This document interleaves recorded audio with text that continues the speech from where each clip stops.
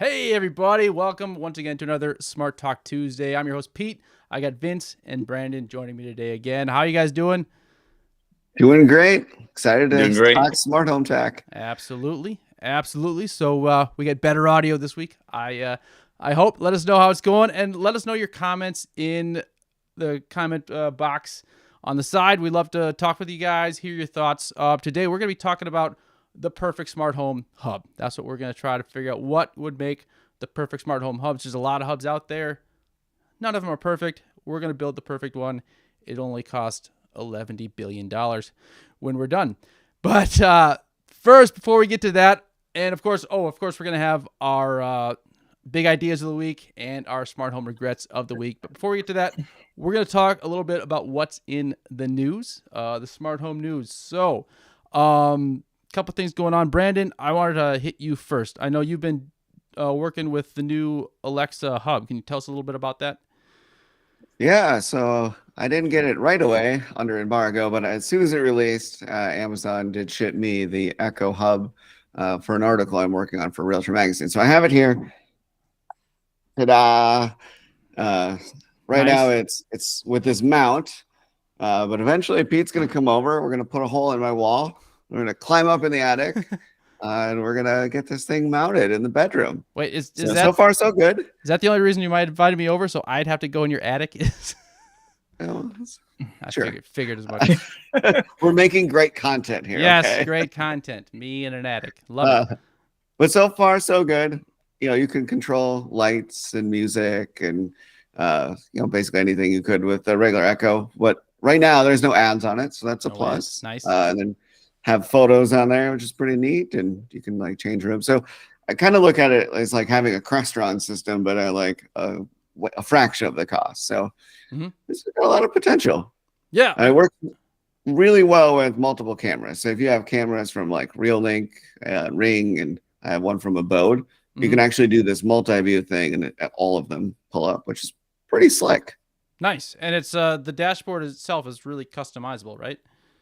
Yeah, you can like pin different things and build out your rooms and stuff. So I've just kind of been using with what it had out of the box. So I already had like groups set up, and it just had me pick a room, and there we go. So I've got my shades on here, got my fan, my lights, music, camera feed, and the weather. And then when it's not doing things, it just cycles through pictures, kind of like our other shows do. So nice. I've heard on those that you can have it set up where it'll pop up 4 different cameras like on it too. Yeah, so that's the multi-view. You can do that on the other shows too, but with this one it's a little bit nicer because it takes up more of the screen. There's like less random dead space. But I did get the PoE injection, so this will go in the wall. You have a handy little mount. Oh, yeah, you said it comes with a this mount. It came with the mount. It didn't come with the stand. But they sent that for free for testing purposes. Nice. And then I had to buy this thing. I thought they were going to include it, but they didn't. This was like $80. So okay. And how much is all in the name of creating great content? Of course. And how much is the hub itself? It's like $180. Okay, so that's very reasonable. Very reasonable. Yeah. So cool. I sent a return label, but I hope I get to keep it because if I put a hole in the wall, my wife might be a little upset if I have to send it back. They'll forget you have it. You know that. Does it have any radios in it? Yeah. So it's got all of it's basically an Echo show, but okay, with less of a speaker, right? Like everything else is basically the same. Nice. Yeah, cool. So I had a couple other things that I wanted to mention that in the news. Habitat has in public beta now. They have a new mobile app. I've seen it. It looks a lot better than the current app that's right now. So I don't know what the final version is going to look like. This is just the beta version, but already it's a step up. So I'm excited that they're making some changes to the user interface and hopefully making things look nicer and be a little more user friendly. So that's exciting for anyone who's using Habitat that they're making some changes there. And Homey Pro just came out with a new addition to their mobile app as well. They have climate control now in a quick tab, so you can adjust climate control really easily in the dashboards for individual rooms and any thermostats, any devices you have that control temperature. I haven't done a whole lot with it, but it is pretty slick for what I've used, just being able to adjust temperatures and things like that. So, yeah, good things happening in the smart home world. One other thing I wanted to talk about, and this is not smart home related at all, but did you guys see that bridge that freaking collapsed today in Baltimore? Holy cow. That was like crazy. One of my friends was there. What? In Baltimore? Yeah. Holy cow. Yeah. Yeah. He's been talking about it like crazy. Well, it just reminded me. Yeah, I mean, we're all from Minnesota, and when the 35W bridge collapsed, I mean, that was bonkers, man. They're like, how does that happen? Like my sister on that bridge, she was past the last exit going to the bridge. Like she literally had to turn around and drive off the on-ramp to get off the freeway. That's how close she was. So it was like, just brought back memories of that. But I was thinking about it, like that bridge, I mean, obviously a lot of people died and that's horrible. But just from a responsibility perspective, like one guy, two guys, I don't know, are responsible for knocking an entire bridge down, right? Like, I don't know what happened. The power went out. Somehow somebody's responsible for that.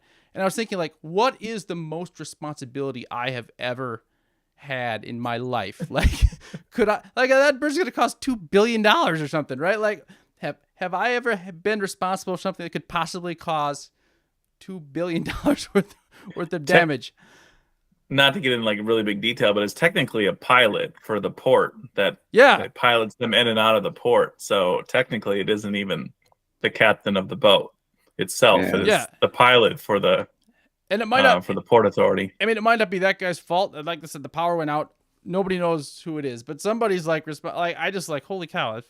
I feel like there's a small amount of people that were in charge of that and caused unfathomable damage. And like, I've worked for the city. I drove a dump truck. Like I don't think I could have knocked the bridge down though. It's just a lot of, when you think about it, like that's just a lot of power that some guy had. And I'm glad things like this don't happen all the time, but you never know. And to bring it into smart homes, like, you know, that was, like I said, it was a power outage and people are running their smart homes when the power goes out, you know, you never know what can happen. So you got to always have a backup plan for your home as well. So, that's even just the internet. If the internet goes out, I mean, a lot of things get taken down. If the power goes out, you have other problems. So, short of having like a battery backup system, there's not much you can do there. I know, but that's why every hub you see, it says, "Do not use this for emergency, for life responsible purposes," or something to that effect. So, yeah, you're right. Nobody wants to be in charge. And like good security systems have a battery backup and cellular backup for that reason. Yeah.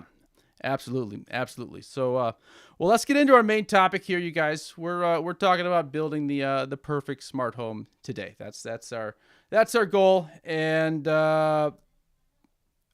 know, there's a lot of hubs out there. How many hubs do you guys have in your houses right now? Well, oh my goodness.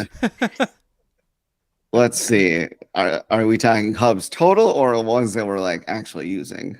Well, either one. I mean, it's just a ton. I mean, I've got Habitat, I've got Homey, I've got a Smart Things hub, I've got a Home Assistant, Philips Hue. I mean, you got Bridges, you got Philips Smart Hue, Things. I got Akara. Okay. I've got Apple Siri, I've got Alexa. SwitchBot. If you consider the assistants as hubs too, which I suppose they are, then I've got quite a few. So Habitat, the Philips Hue bridge, the Lutron bridge, Bode for security. Yep. We got Control 4 in the theater. We got all of the famous voice assistants, and Josh is on his way, that'll be a new addition to the house. That'll be fun. Yeah, so a lot. Yes. And then not in use in this pile over here somewhere is the Akara hub. I did a massive unboxing, and then there's just a graveyard of products right here. So I should really get around to testing some more things.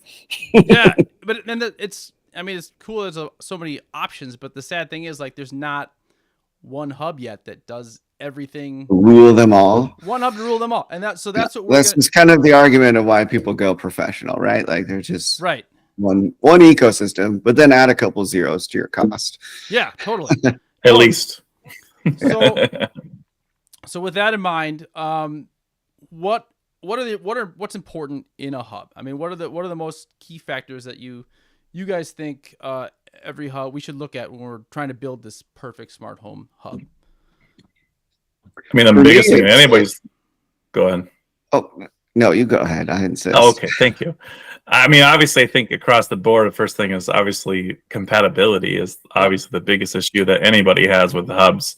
That's why everybody's going to trying to do different things like Home Assistant, or because it doesn't exist. So you go to local or open source software, things like that. That's like, I feel like by far the number one. Yeah, that's exactly what I was going to say. So compatibility or integrations with the different, all the different ecosystems, all the different products, whether it's, and you can even get into like the protocols. So is it going to have Z-Wave, Zigbee? Yep. All that. And to me, I think it just needs to have everything, including hardwired Ethernet. I think that's important.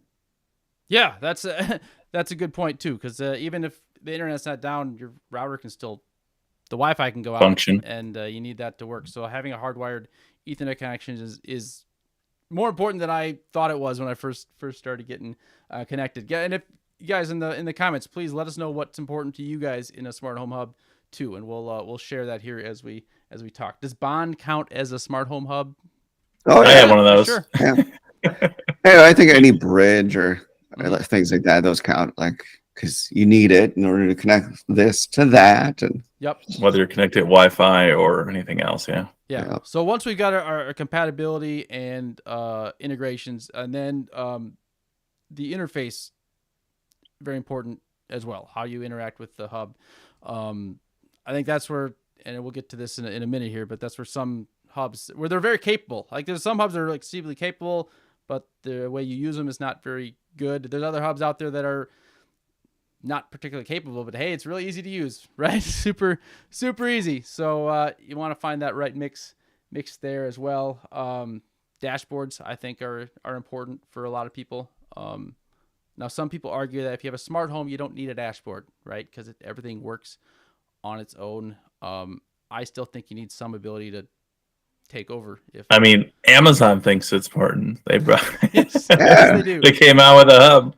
Yep. We got a hub. I mean, I would say it's probably up, top my list is a dashboard of some sort, being able to collect all the things that you want in one location, whether it's on a wall or like some people put it like next to a couch or something like that has some functionality where it's all kind of lumped together without having to jump through a bunch of apps on your phone. So yeah, and that's my gripe with Apple right now is that like I could get an iPad or something, but like I just want like a simple hub, kind of like what Amazon just came up with. So, but on my phone, I love having the Apple Home app, and I agree that they need to have a dashboard that's whether it's on your computer or if it's on some sort of screen and then on your phone as well. So you need to be able to control it in all these different ways, and part of it too is just for guests. So like you can have the shades and like you lose the remote or the TV.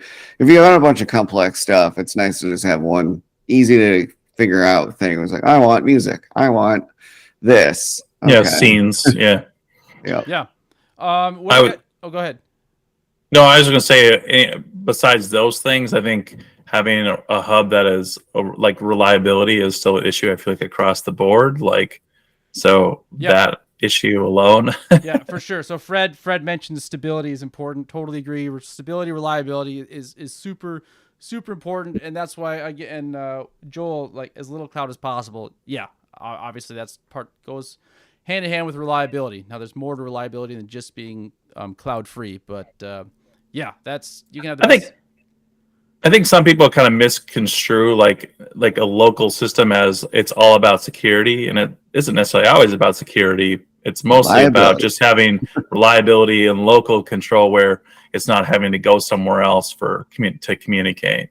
Yep. And so it can be security, but I think for most people, they're looking at from the standpoint of being in functionality. Yeah.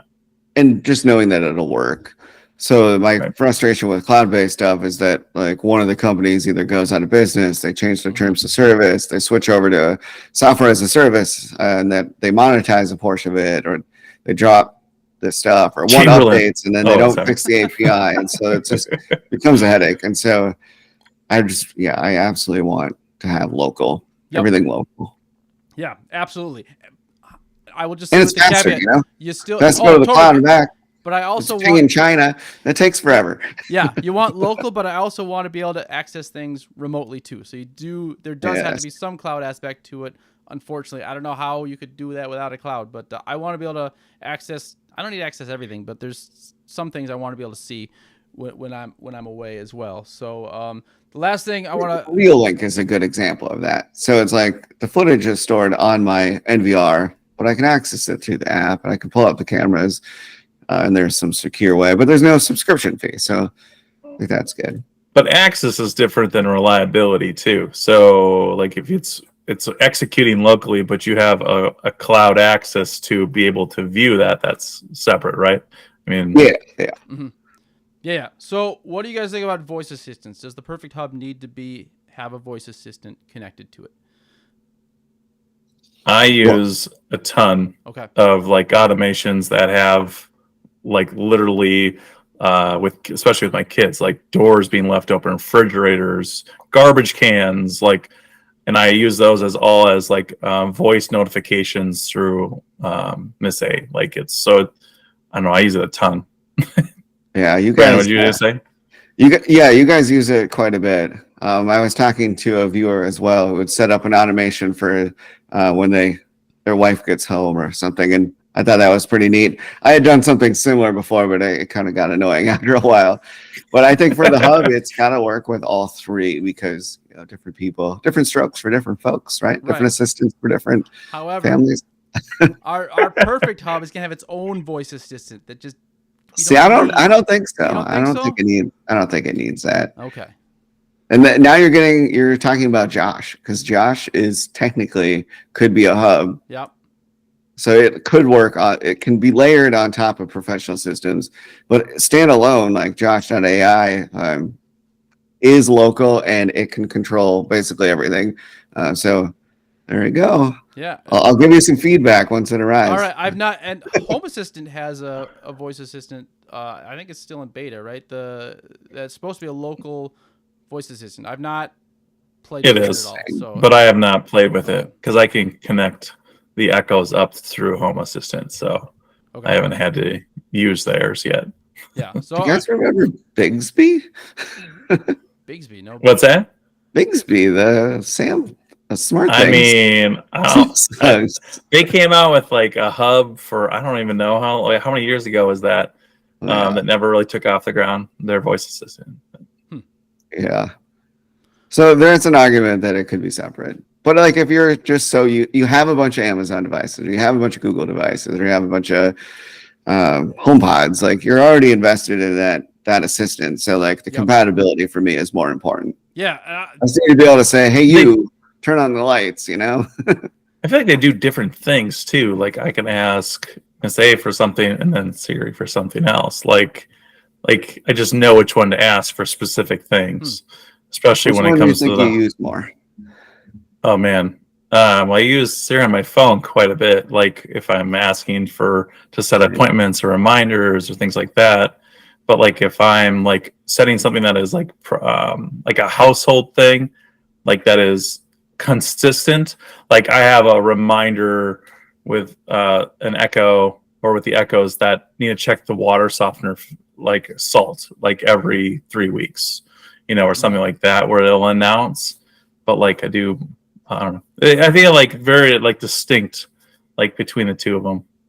I use them both. I don't use Google that much though. I don't use Google at all. I've got all three. I don't use Google at all. I honestly don't use voice particularly much. Oh. I use it mainly for compatibility. I love the Siri dashboards, but I hardly ever talk to Siri or Alexa. My son does, my kids do, but I don't know. It's weird, still weird to me. I'm too old. Don't use that name. They're not muted. There's too many of them in this room. Sorry, listeners. If I think I could forego. Also, all my lights turn off. It's just yeah. Oh dear.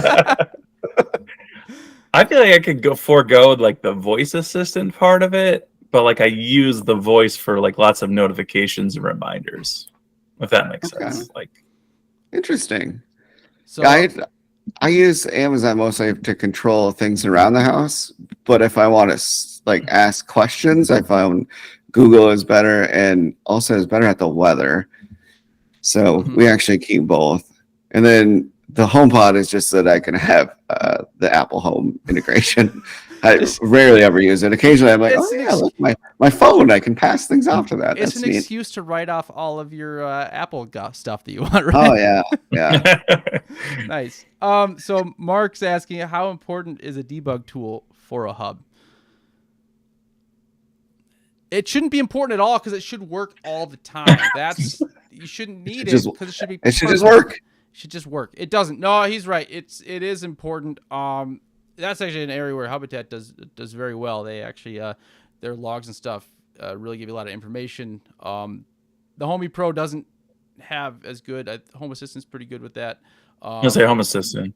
Yeah. But I don't know any of the other hubs, like I shouldn't say professional hubs, but like, Smart Things. Do they have a debugging tool that you can add to that? I've not used Smart Things enough. I haven't seen it, but I'm not. I haven't seen it either. It's not there. So Homey Pro does have it.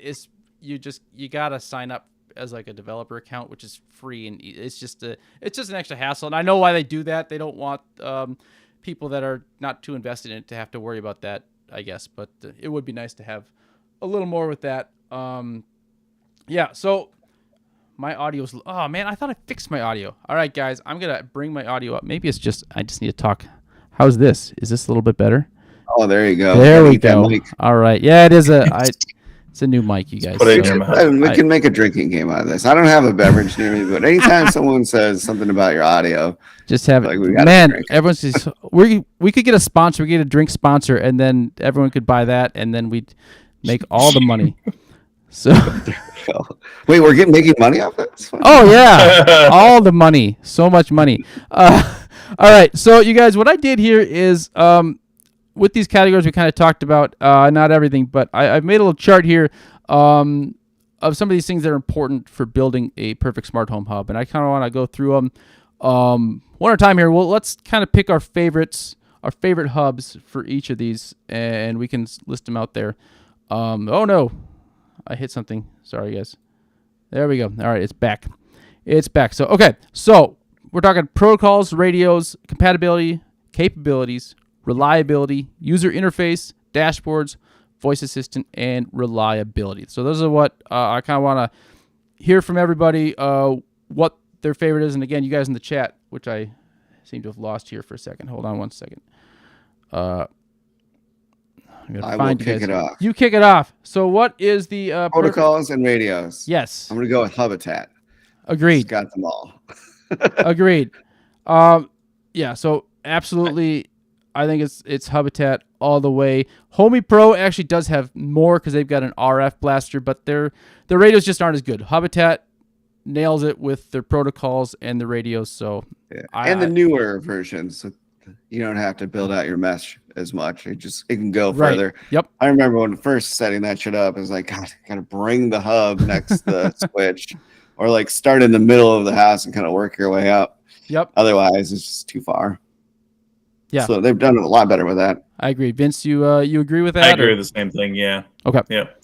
I mean, you have obviously a Home Assistant, but that's more of a you got to throw together. That's whatever you put on there, and I use the Habitat to bring in the radios for that, so it still goes to Habitat for that one. So look at you with your logo too. Like, I know, neat. Isn't that you're stepping up your game, and I appreciate that about you. Going all out.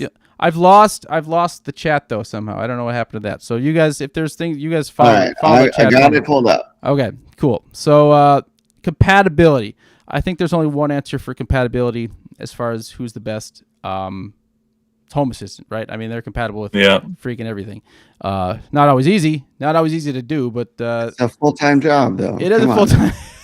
But you can't argue. So therefore, I'm going to go and be the contrarian here and just say Amazon Echo. Amazon, you know what? I would agree with that as well. You know what? Followed by the Google, because if you were at CES that one year, they all had their little shirts and there's Googles everywhere. Everything works with Google. Yeah, I know. I will give you that. That's actually what I use primarily if I want to add something to the Habitat that's not compatible with Habitat or Homey. I add it to Alexa first, and then that's how I bring it in. So yeah, I will. I'll give you that. Alexa is pretty good. Google Home, sure. Well, where's the Google icon? Come on, drag it over. Fine. Hold on a second. I'll get the stinking Google logo. Meanwhile, capability. Yeah, but I feel like if you rank them like for compatibility, like you can't, even if like the Echoes or Google like is compatible with a lot of devices, you can't use a lot of the functionality of those devices for integration. So whereas Home Assistant, compatibility brings it all together. And you can use all the different functionality of each of like the sensors or other things that you can't use as triggers or things like that inside of Alexa. Or that's true. Just you wait until Matt. Oh, now it's going away. I brought it back for you. All right, good. Just you wait though. With Matter, it's gonna be a whole nother level of. Okay. All right. Okay. So let's talk about Matter for just a second, because we all hate Matter. I made a whole video about how much I hate Matter. All right, I should have said this when we were doing protocols. Like ideally, that should be the protocol for everything. That should be the one, like just Matter. But it's so bad. Like I don't know how they messed that up so bad. Like they really did. Like they made so many promises, and yeah, it would be nice if it's like there's different dialects of Matter. Like they just don't. They don't work. Somewhere in this pile, I was doing a comparison of some products, and there's like a bajillion versions of it on Amazon. And so I was doing an Amazon influencer video, and I was talking about like this one has Matter, so just you don't need to buy this one. This is the regular one. Just buy this. It's fine. Or maybe everything could run on Lutron. Can Lutron do more than lights and like Lutron's the best as far as I'm concerned? Like lights and shades. Is that like an RF protocol? Is that what that is? Using RF? So it's just a different frequency is all. Yeah, I don't know, but like it's the best. Nothing that never ever fails ever. So everything should run on Lutron, and they should I don't know why they don't allow people. Wink had Lutron, right? I think Wink had a Lutron radio in it. Otherwise, you got to get the bridge. I'm adding Wink. Oh, really? Yeah, I'm adding Wink up to protocols, to radios. So there we. Wink's terrible, but they did have. Does anyone still have a Wink? A couple guys in the chat talked about it. You have the logo. Why? Just delete that. Because I had a joke ready for it and I forgot about it, so I had to bring it up now. How many years ago was that? Wink's gone. How about Insteon? What's that other one? Insteon up there. Insteon, yeah. They have their own protocol. Into one of those, like showing houses. I was like, "Holy shit, it's Insteon system! That's awesome." Wow. That's literally what I had the entire house before. I saw the writing on the wall, and I got rid of all of it. All right, so capabilities. This is kind of getting to what Vince was talking about. So this is like you got your compatibility, but what are the capabilities? Like, can you do everything with those devices? Like some hubs are more limited. I feel like SmartThings has gotten a lot more limited, and then they kind of switch back and forth. But obviously your Apples, your Alexas, those are a little more limited in what they're capable of. Whereas Habitat, especially if you can code, your Habitats, your Homies, your smart assistants, you can do. If you know how to code, you can do whatever you freaking want to do. I don't want to use YAML, but people do. So AI. Yeah. So tie between Habitat and Home Assistant, I guess. I'm gonna. Yeah, I would say. I feel. And then an honorable mention for Homey, and rest in peace for SmartThings. Because I don't know. I've been talking to their rep. I still have it. It's coming back. It's coming back. I don't think so. Yeah. So I think these are coming back in your appliances. That's what they're gonna do. Yeah, I mean, capability wise, I think Home Assistant is again number one, but you really have to know what you're doing to make that happen. Go ahead. I will say that, like, although the Echoes aren't as capable as Home Assistant, they're capable in different ways than like Home Assistant is. Like, for example, you can create like a trigger, or after a trigger that you can basically ask Miss A to do something as a part of the routine. There's like a bunch of extra kind of stuff in there that Home Assistant doesn't have the capability to do. although capability like is far greater in Home Assistant. But there's some very nichey things inside of Alexa you can do. No, I agree with that. Especially like with my Govee lights. I want to do some very specific things with Govee lights with the Habitat, and I couldn't do it because it just didn't, like, it couldn't change the scenes and different things like that. But if I linked it to Alexa could integrate with the different with Miss A. That's why we got headphones on. Yeah. See, it messes my hair. Can't do that. People are listening. They're shutting it off right now. So what has anyone made again, I lost my comments section. Has anyone commented about what they think is most capable? A lot of great commentary. Staples Connect had Lutron. Homey is a good one for radios. Agreed. Yep. I think, does Homey have remind me? They have Z-Wave, they have Zigbee. The Z the Z-Wave is the 700, not the 800 series. They've got RF radio, they've got what do you call it? They got Wi-Fi built in. They have everything you want, but it's just not as good. One of the comments is, are you going to add directionality to your list, as in who do you expect to grow and who do you see falling behind? Interesting. That would be good to talk about at the end. Yeah. All right. Well, we'll save that for the end. Direction. Here, I can add it here. Maybe I'm using. I just got like the future. What does the future hold for these things? Is it going the way of does it matter, or is it gonna keep growing? Good point. I think cost too. I see a lot of these moving towards software as a service. Mm-hmm. You're going to go the way of like Wise, and I don't know. There's a few others where it was like, check this out. It's a cheap, affordable product, and then you buy in, and then now all of a sudden, you have to pay for that subscription. Like, and that's Arlo. There's quite a few. Even Amazon, shit. I mean, they're talking about becoming a subscription model. Oh yeah, for sure. And even some of their features right now they've locked. So like Amazon Guard or whatever. Yeah, it was Guard. So I mean, that's less. Habitat is pretty reasonably priced without a subscription. You can get the Habitat Protect, but they're probably living in a good space there. Homey Pro is very expensive, but you get everything. There's no subscription with that, but it's a lot more expensive. So, do you think those companies can sustain though? So I think one of my concerns with some of the smaller ones is that, like, once everyone has the hubs that's in the space, right? Mm-hmm. Where do they make money? Right. Until they make another hub. Yes, that's a big concern. Yep. Support, like you need them to keep making updates. Right.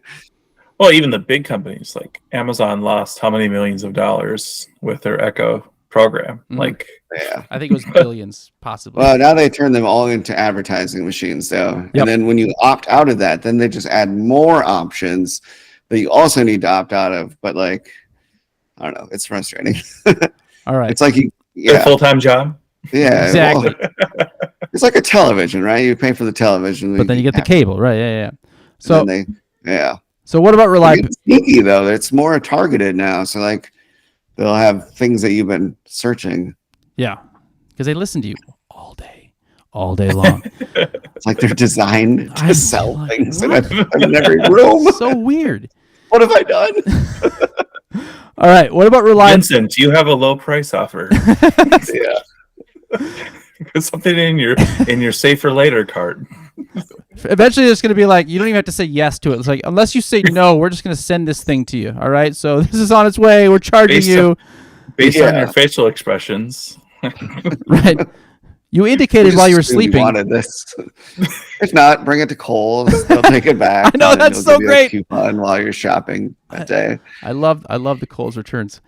All right. So reliability. What is the most reliable hubs in your mind right now? Crickets. Nothing. You're saying Habitat? When the internet's down, my Habitat still works. Habitat still works. Same with my Lutron, which Mark had alluded to, that maybe bridges shouldn't be considered hubs. So I'll give them that.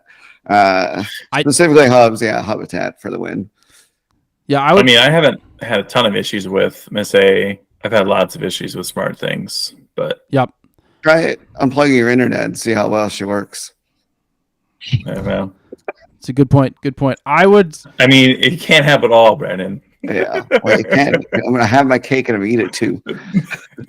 My birthday coming up. Come on. So I'm gonna say. Too. So yeah, Habitat, local. Homey is local as well. I'm gonna give it the reliability to both of them actually, and even Home Assistant isn't that reliable either yet. I mean. No, because it's going to update every freaking week, and then you got to reprogram it. Right. Every month. Oh, thanks. Yep. So I've not had any problems with the Homey, but that might be because I'm not running as much stuff as I am in the Habitat. Like I have a lot of weird stuff going on in the Habitat. I push that probably harder. So sometimes I have to reboot that because it just gets a little. They do have the new Pro version that has more memory, which probably would solve a lot of the issues I have. But I get the memory low issues every once in a while. I have to reboot it. I haven't had that issue with the Homey, but maybe I need to get a Pro. So I'm going to give that to both of them. Okay, how about user interface? This is mainly easy use. As far as I'm concerned, I'm going to go with Apple. I want to see you bring an Apple logo on the screen, so that's part of my reason, but I love their dashboard. Done. Yeah, I agree. Their dashboard is and Homey, you guys know I love the Homey Pro flows. Yeah, I did a terrible job with the size of these logos. They're like overlapping.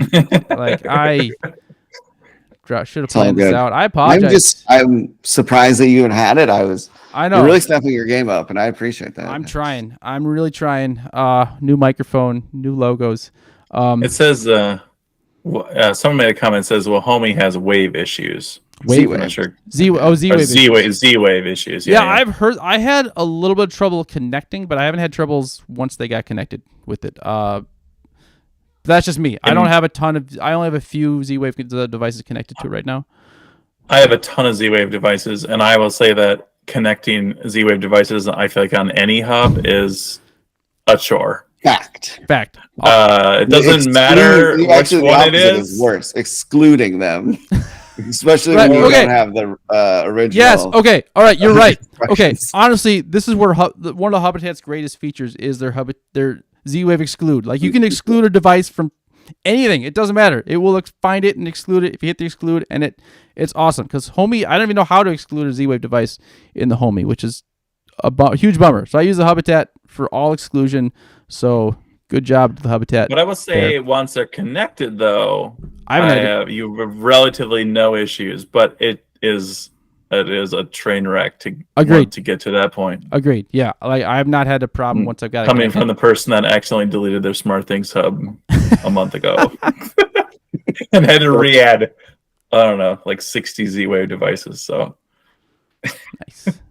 Like user interface too. I think it's just like the ease of creating automations, and for that, I would say Apple definitely wins.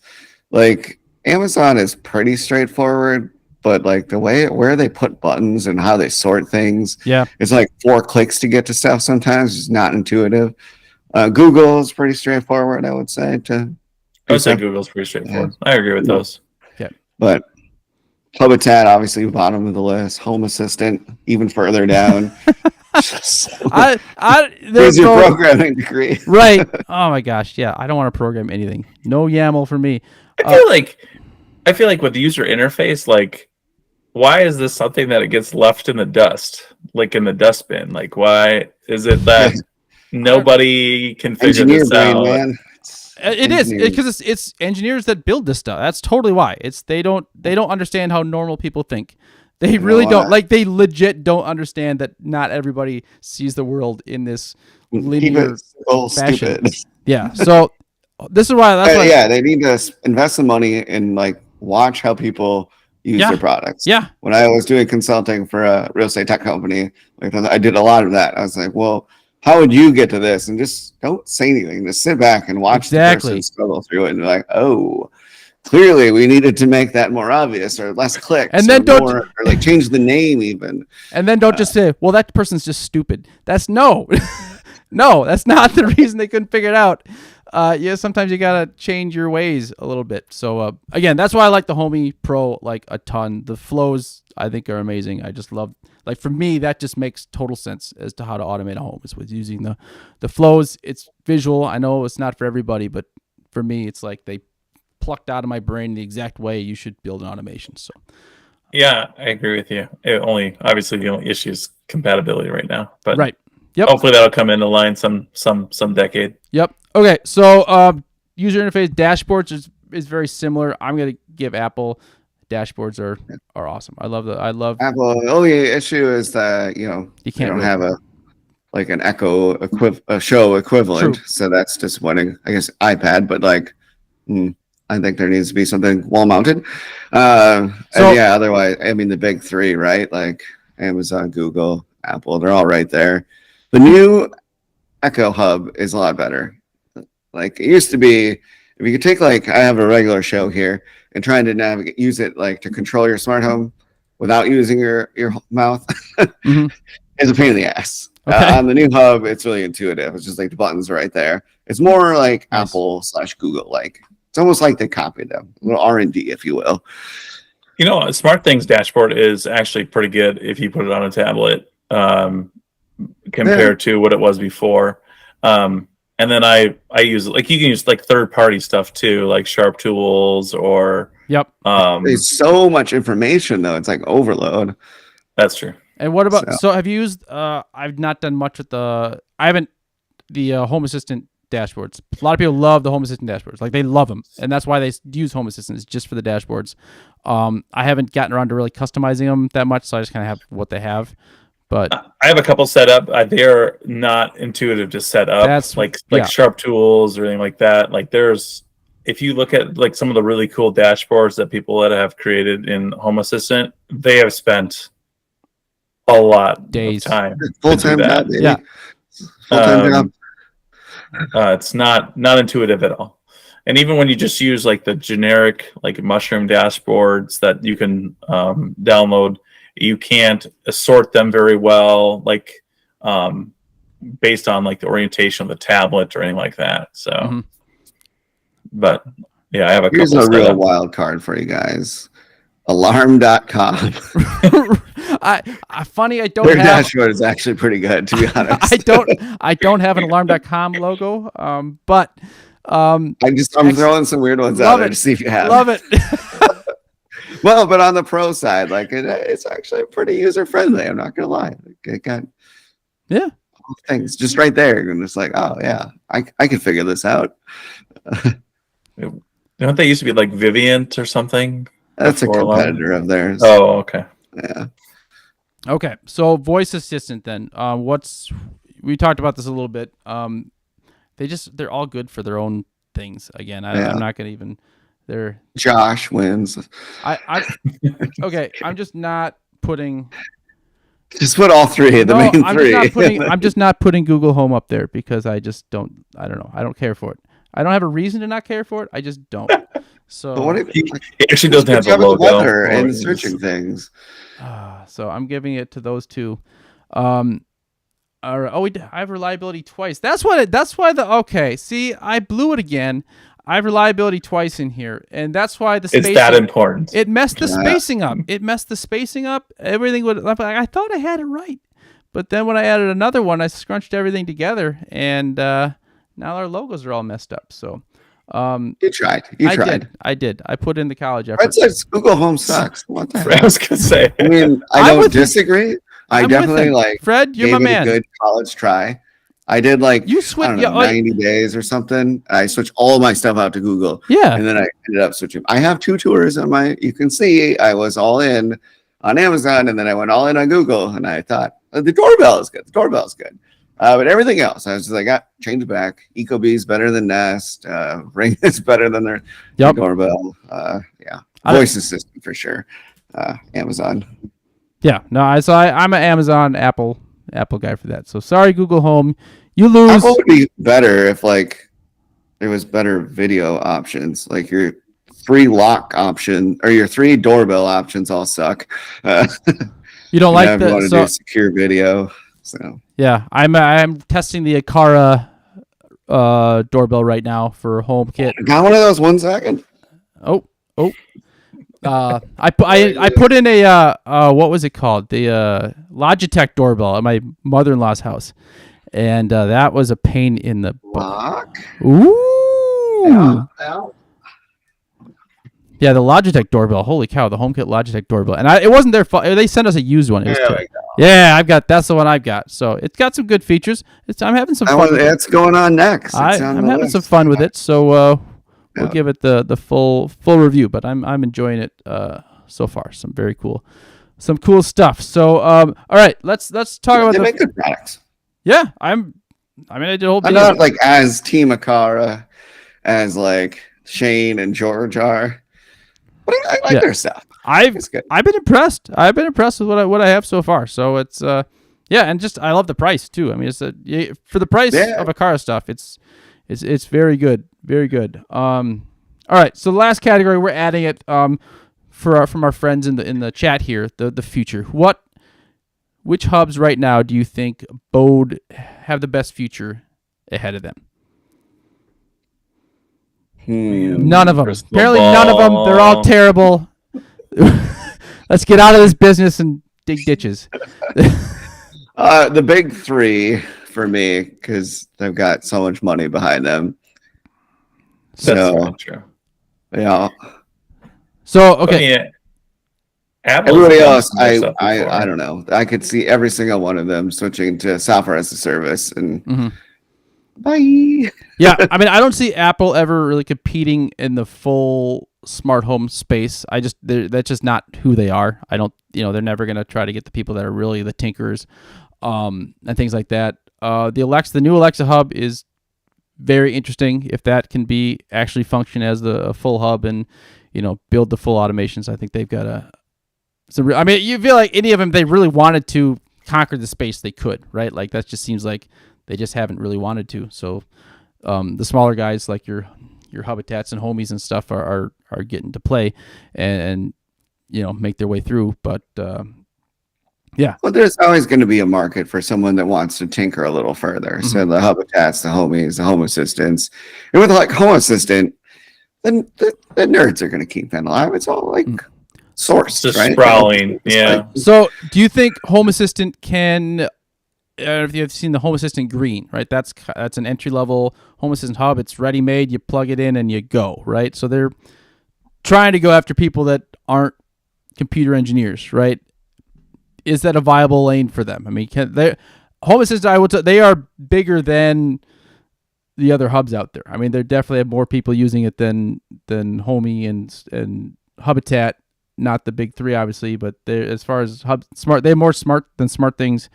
They got a lot of users, and so if you look at, I feel like if you look at from where Home Assistant started to like even where it is now, like usability and has increased tremendously for like the average consumer. Mm-hmm. I think if they continue to like make those types of improvements, where I think when I wasn't using it back when you had to use YAML files to to do everything. Mm-hmm. And now they have a UI that's all built in. I mean, if they can continue to move that way and then package it, do more of a package deal like Home Assistant Blue, Home Assistant Yellow, things like that, where they can continue to build, even though it's open source, it probably could be viable for long term. Yeah, I just don't know. The open source is key. Yeah, but does the open source keep it from being a product that, my parents could use, right? I don't think it's ever going to get there. So it's always going to be a niche product. So, the big three have the lead in the like ease of use area. Like we're talking about parents, like, mm-hmm. I got the voice assistant, I got this plug, mm-hmm. and it automatically pairs, especially Amazon, honestly. Cause like if you buy it from your account, they'll like set it up for you. So you just like unbox it and it just works. Cause they like know your info. So yeah, that's pretty big. So, okay. Here's what Akara mentioned this at CES. So with the M3 hub, that's the one that's coming out, right? They're going to have the ability where you can basically, using AI, you can talk to the hub and tell it what you want it to automate, and it's going to figure out how to do that. Like, if that actually works, like, that's the best way to do it, right? Like, if you can just say, hey, I want these lights to, when I walk in the room between 9 o'clock and 11 o'clock, to turn on at such and such a color, make that happen. And it does. Like, that's a total game changer. If that actually works, I have my serious doubts that anybody could actually pull that off in a way that is functional. But like that would be perfect as far as I could tell. Especially if it would be like, okay, you say, hey, I want these lights to dim to this color when I walk in the room. It's like, you don't have a motion sensor. Would you like me to order one for you? And then it does, and it sends it to you, and it connects automatically to the system, right? That's how it works, because people don't want to figure this stuff out. For sure, the upsell within the ecosystem. So if you like have a Ring device and you're go in the app, it'll be like, oh, well, we could connect these locks. Oh, you don't have one?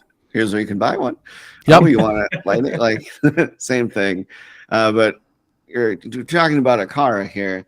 I actually wrote a little piece on that for Realtor Magazine. So it's the co-pilot is what they're calling it. But it's supposed to be able to do it in like 10 different languages and automatically give you like smart home reports and energy savings. I thought that's kind of cool. I mean, they need to produce this and make it actually work. But the other one I thought that was interesting was Govee with their AI, like how we could just tell it to like pick colors. That was very cool.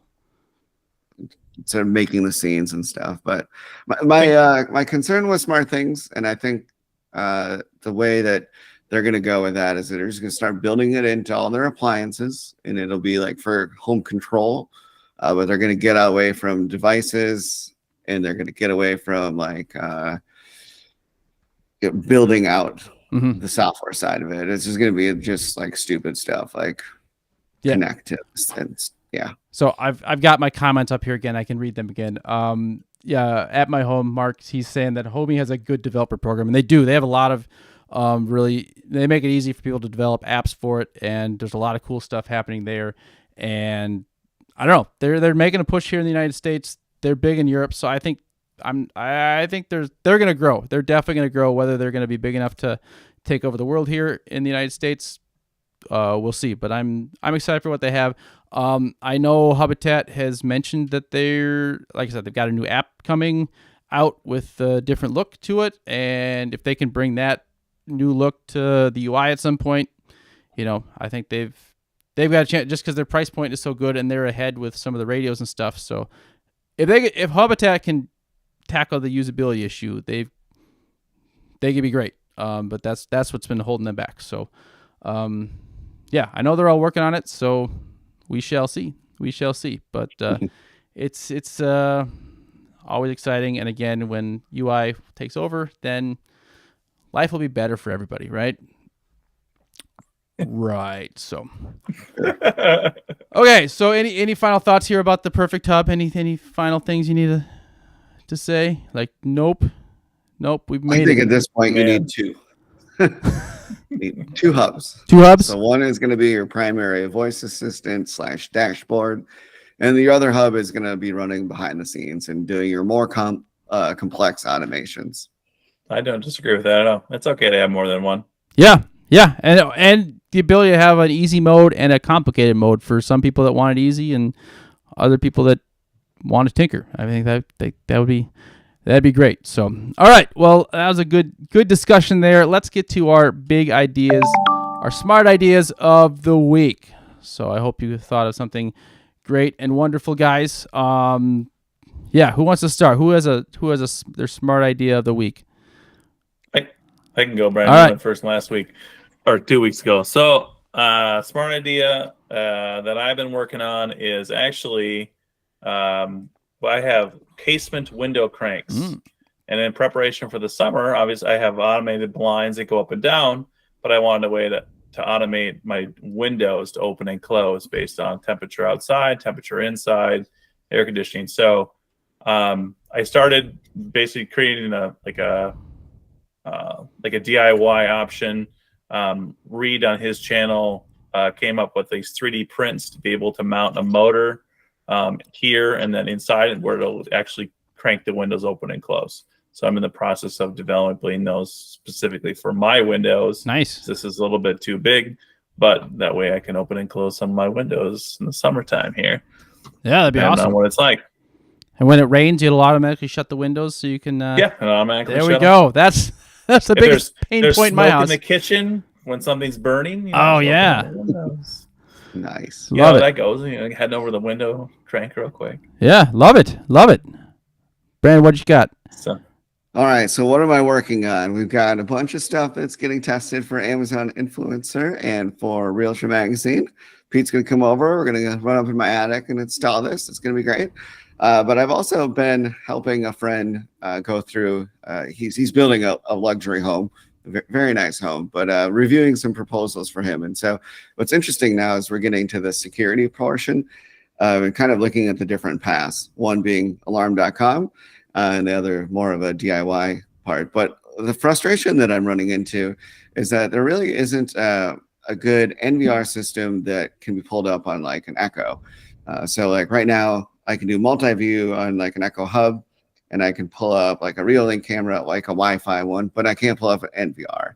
And the same is true with some of the like the professional systems. So it's like you buy into Ring, they don't have a really good. They have the power over Ethernet camera, right? But it's not doesn't have an NVR, so it's cloud based. So kind of rule that out.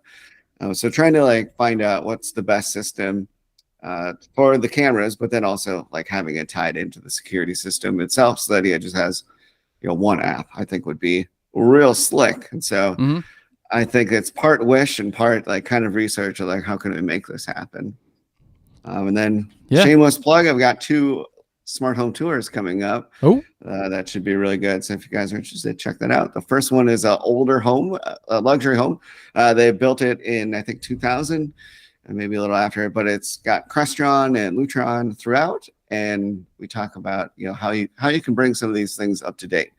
So obviously the panels are a little older. The inputs are different. And so there's a lot of value there in the infrastructure. Definitely in the pre-wire. And the other one is actually a new Pareto Homes luxury home. And I talked to the developer about like, what do the buyers see value in and what did they choose to put in this home versus like what they could have done that doesn't necessarily bring value to everyone, but how they set it up so that if that person's interested, they still could do that. So they did a robust pre-wire.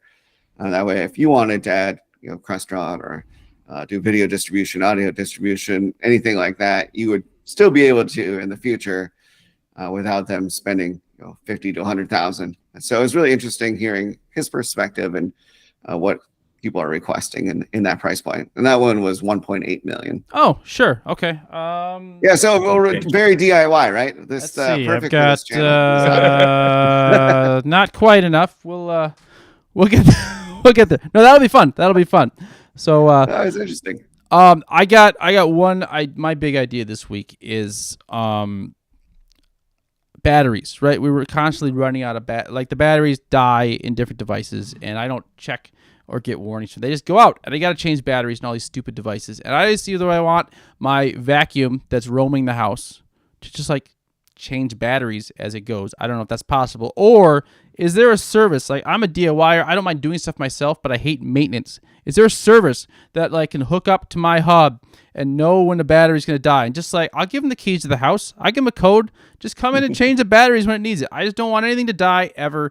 Just have the batteries change automatically. That's my service. The business idea. Yes. Smart home butler. Yes. Smart home butler. Yes. I love it. There you go. I love it. Yeah. Just go change my batteries and fix stuff without me having to worry about it. That's what I want. The pro out there is like, ooh, that's why we hardwire everything. I know. That's why we charge you $20,000 for a system. Exactly. Although to go through $20,000 in batteries might be. Oh yeah. Although Brandon, we've sat down. I mean, you start adding up how much you spent on smart home stuff.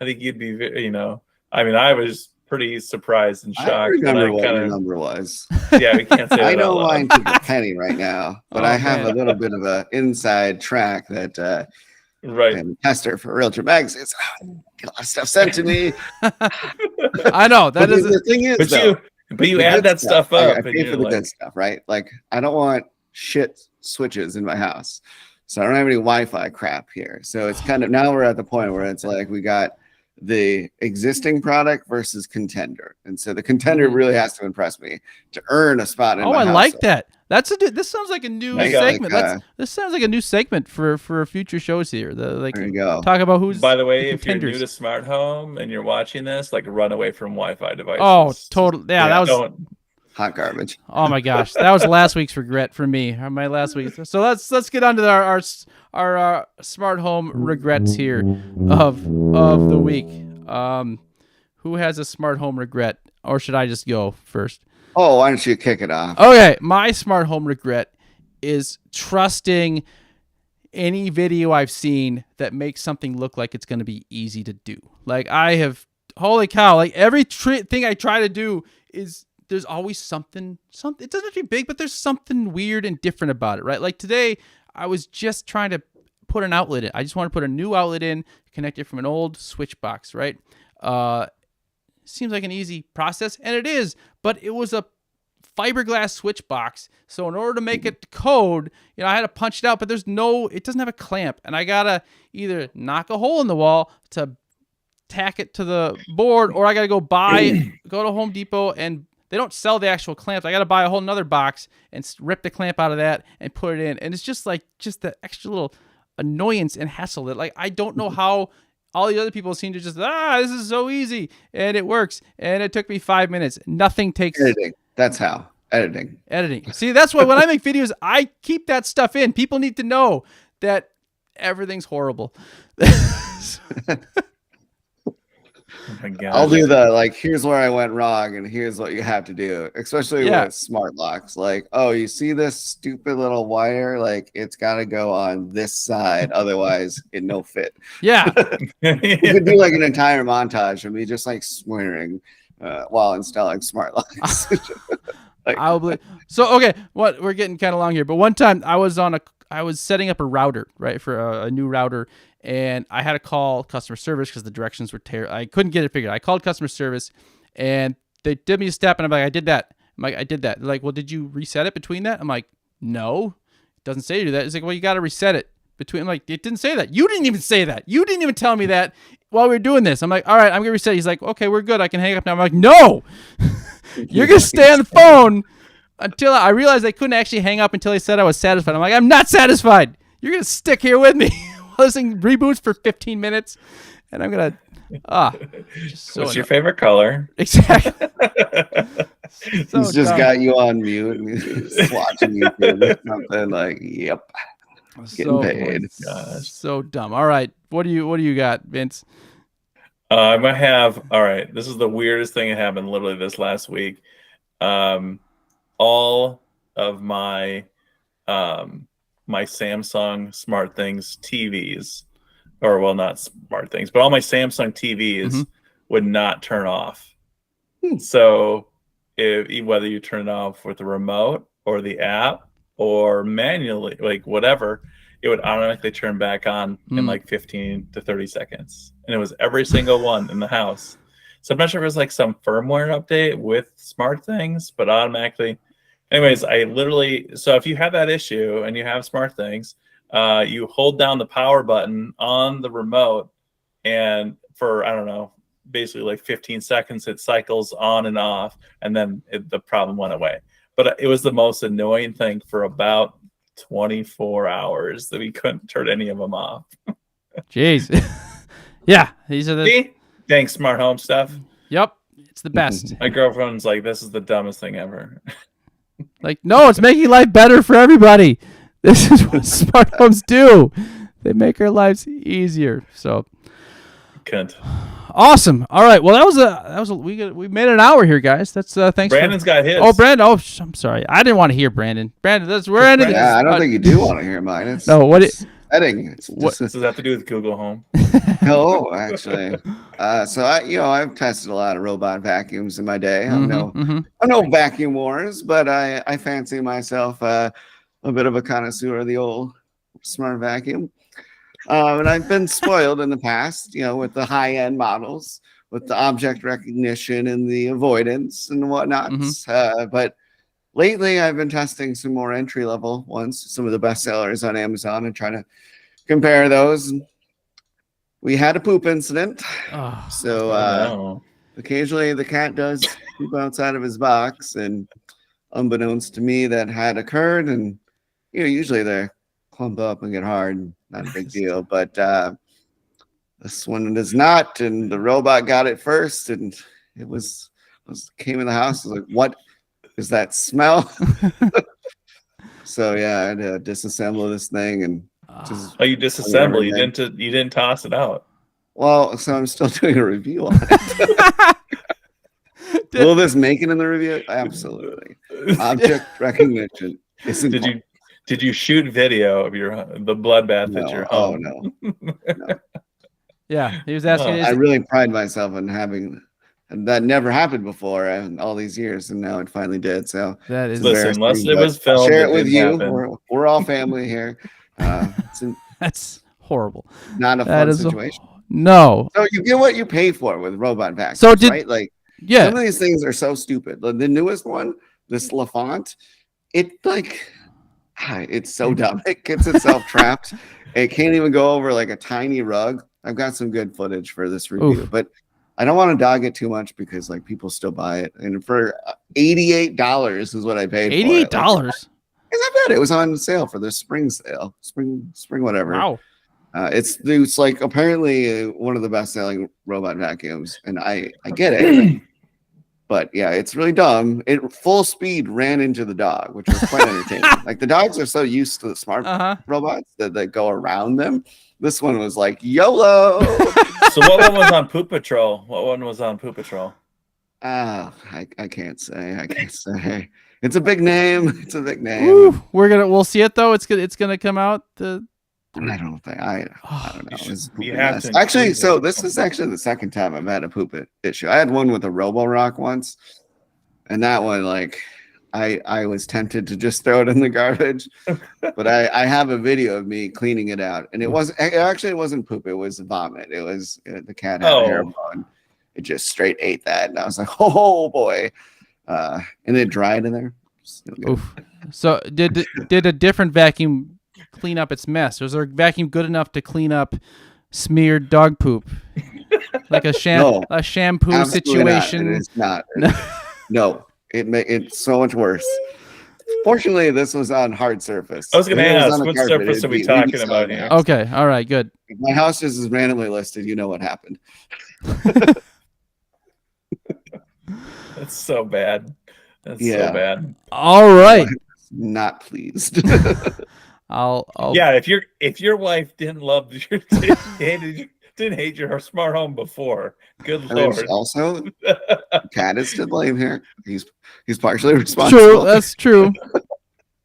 The frustration is that it'll be like right next to the box, right? Like, but wait, did he poop outside the box because no one cleaned the box? No, we clean the box every single. We have multiple boxes, and they get cleaned. Do you have a smart box every day? Do you have a smart kitty litter box? So there's 2 companies that keep offering to send them, but I don't know. I don't know if our cat would use it, and I don't want to have this big bulky thing and then have to deal with it. It'll be another lockbox situation.